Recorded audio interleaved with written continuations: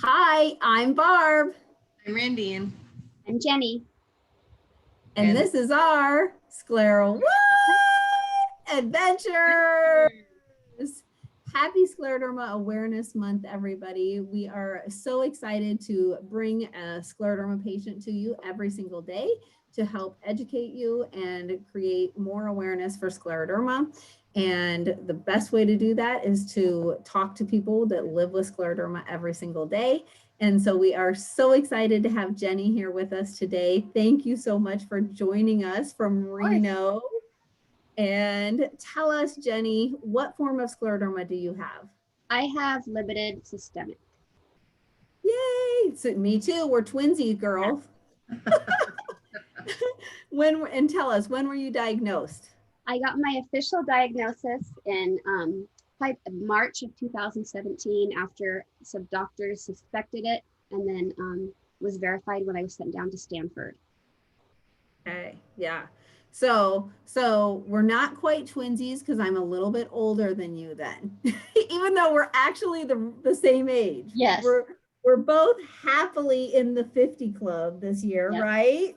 Yep. Woo! Welcome to 50. But yes, so I was diagnosed quite a few years before you, but welcome to the Scleroderma Club. So Thanks. tell us, what is one thing that you would tell your pre-diagnosis self? Well, I think I don't try to change much about the way that I live now with scleroderma, but one thing that I have a hard time with is just my energy level. So I think I would tell my pre-scleroderma self to just really take advantage of that. And, because I just don't, I get fatigued so easily. And even like going on hikes with my friends, I can't go as far as I used to. So just while I could have, I wished I would have taken more advantage of stuff like that. I still do those things. I just have to pace myself and I know my limits. Mm-hmm. Yep. And so, what is one blessing that scleroderma has brought to your life? I think because I'm trying to be as proactive as possible, and it's causing me just in general, I think my health is better since I've been diagnosed because it made me change the way I eat. It made me change my sleeping pattern. It made me do everything I can to try and be the healthiest version of myself as I can be so that the scleroderma won't basically be fed with all that bad things that will make it be worse. Yeah. Yeah. What a great reason to finally take care of yourself, Yeah, right? yeah, Like, and I mean, besides, like I said, the fatigue and just being tired, and some days where your whole body just hurts, overall, like I eat so much better and I try to exercise more. And yeah, so mm-hmm. it made me appreciate the health that I do have and to try to do what I can to keep it. Absolutely. And tell us, what does Scleroderma Awareness Month mean to you? I try not to talk about it much, and it's not that I'm ashamed or anything. I just I feel like I talk about it enough at home, and my good friends know what's going on, but I don't want to. It's almost like I don't want to bring people down, and bring it up all the time. So I usually just use this month. Like I never post anything about scleroderma on my Facebook page, on my personal page, but I will during June, and I'll answer questions from my friends, and I'm just more willing to talk about it. And like I said, it's not because I'm ashamed. I almost feel like if there's only a certain time, like maybe just June, they'll listen more than if I were to post something constantly all the time. So I think it's just time when I can actually let people know what it is and how it affects people. Mm-hmm. Yeah, that's wonderful. And what is one thing about scleroderma that you would like everyone to know? Um, I think that first of all, everybody's different. That's the one thing I try to, when people are newly diagnosed and if they're in different Facebook groups, and I always ask questions, did you have this? Or, is this a symptom? That everybody's symptoms are different. And that just because we don't look like we're sick, that like sometimes when I was first diagnosed, I felt like I didn't look sick enough sometimes to be taken seriously, but you never know what people are really feeling and what their personal battle is. So I guess just, to take people at their word. And if they tell that, they are having a rough day, just keep that in mind. You can't always see the pain that people are going through. Absolutely.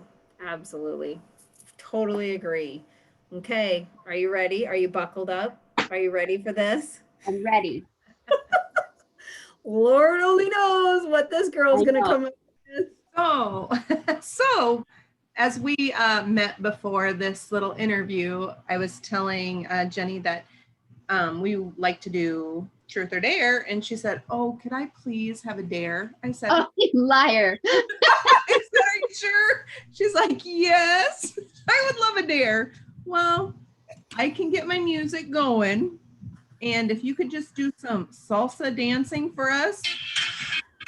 You know what? I am a Spanish teacher and I have no rhythm. I lived in Colombia for a year.